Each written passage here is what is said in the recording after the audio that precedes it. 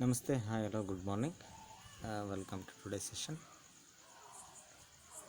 We were discussing about uh, different concepts from the chapter from trade to territory. So, in the previous session of our discussion, we discussed about company rule expands. Then, in order to expand companies' rule politically and in terms of trade economically, so company went with interfering in the internal matters of local nawabs. Later gradually they went with declaring war on unknown territories, and there forcibly they went with introducing some of the policies which made must or compulsory for local rulers to accept. So one such important policy introduced by Lord Wellesley, it is subsidiary alliance. So subsidiary alliance, it is a policy. According to this policy, Indian ruler or local rulers are not allowed to have their own armed forces in case of any attacks. So company will provide armed forces, and in return for the help, so local ruler are made to pay a tax or an amount, tribute. So in order to maintain the military troop, if the ruler fails in paying taxes or tributes, then some part of their territory will be taken under the British control. So best examples for the territories who lost to the company or to the British, it is Awadh, Hyderabad, and Kittur, Jhansi, and others.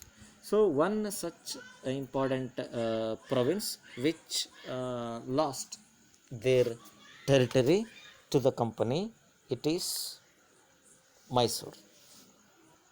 Tipu Sultan, the tiger of Mysore. So about this also we discussed in the previous session. So Tipu Sultan and Hyder Ali, they are the two different rulers. One who ruled Hyderabad or from Mysore. So Mysore was one of the most powerful empire under Hyder Ali from 1761 to 1782, and Tipu Sultan from 1782 to 1799. So Mysore are these rulers controlled its most profitable trade in Malabar coast, where company used to purchase spices like pepper and cardamom.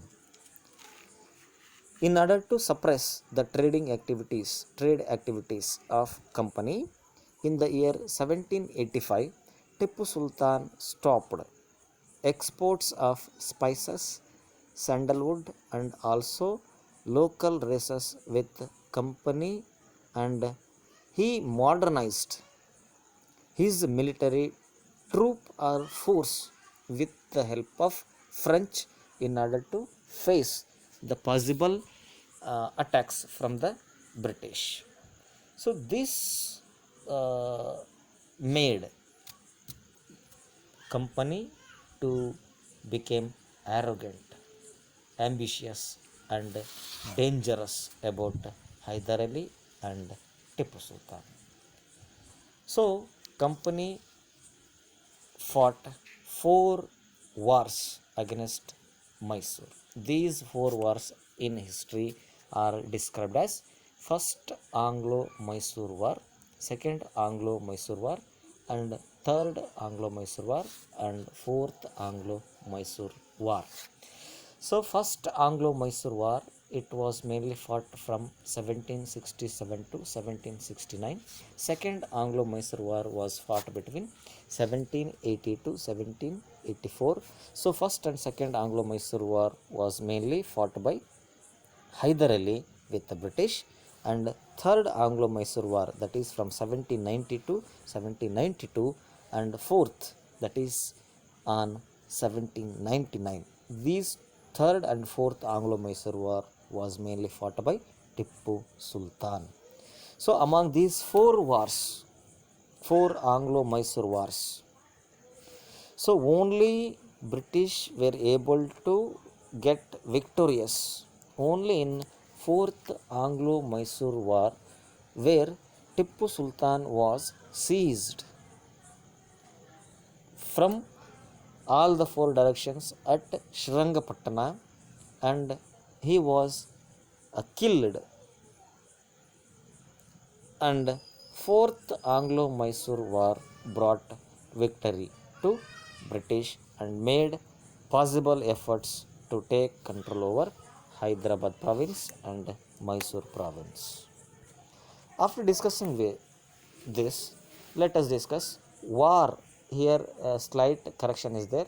It's not was, it's war. War with Marathas. So Marathas mainly they are very eager to expand Maratha province up to Delhi during the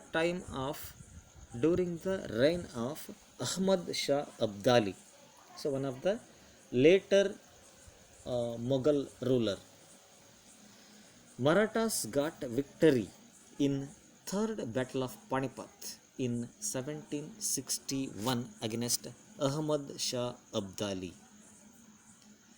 With securing victory in third battle of Panipat, their dream of expanding territory up to Delhi came true. So Ahmad Shah Abdali, he was defeated by Marathas. So after defeating Ahmad Shah Abdali, Marathas got victorious and they were able to take control over Delhi. And their dream of expanding territory of Marathas up to Delhi, it came into true. So Marathas and Maratha province, Maratha administration, it was mainly divided into many states with many different chiefs or officials like Bhonsle, Gaikwad, Holkar and Scindia. These different chiefs were mainly held or headed and controlled by Peshwa. Peshwa is also an official who is military and administrative head of Marathas from Pune. Nana Fadnavis and Mahatji Scindia, these are two famous statesmen. Statesman means the person, one who is having a deep knowledge about administrative matters or administrative skills. And moreover, Nana Fadnavis and Mahatji Scindia, these are not only statesmen and they are moreover brave soldiers of Marathas. British, now they also fought three major wars with Marathas in order to expand their territory even to south western parts of India. First and most importantly, the three wars fought between Marathas and British in history are described as Anglo-Maratha Wars. Anglo-Maratha Wars. First Anglo-Maratha War, it was mainly fought in the year 1782 and finally it was ended with a treaty between Marathas and British, that is Treaty of Salbai. And second Anglo-Maratha War, it was mainly fought in the year 1703 to 1803 to 1804. 5. So here also a slight correction is there in date. So instead of 1 it is typed as 2. So make it correction, it is 1. That is second Anglo-Maratha war. It was fought from 1803 to 1805. In this particular war, British gained their control over Delhi, Agra and Orissa and up to north of river Yamuna. So here also instead of Yamuna, here Tanuja was written. So make it correction, it is Yamuna river. Then third Anglo-Maratha war, it was mainly fought from 1817 to 1819. In this war, British crushed means almost they became successful in defeating Marathas and Maratha power, and Peshwa was mainly sent to Bithur sent to Bethur jail with granting some amount of pension. So, with defeating Marathas, company became successful in taking control over the territories up to south of Vindhyas and almost southern part of India. Now it came under direct control of British. So with this, let me stop today's session and let us continue tomorrow's discussion with other topic from the chapter. So thank you one and all.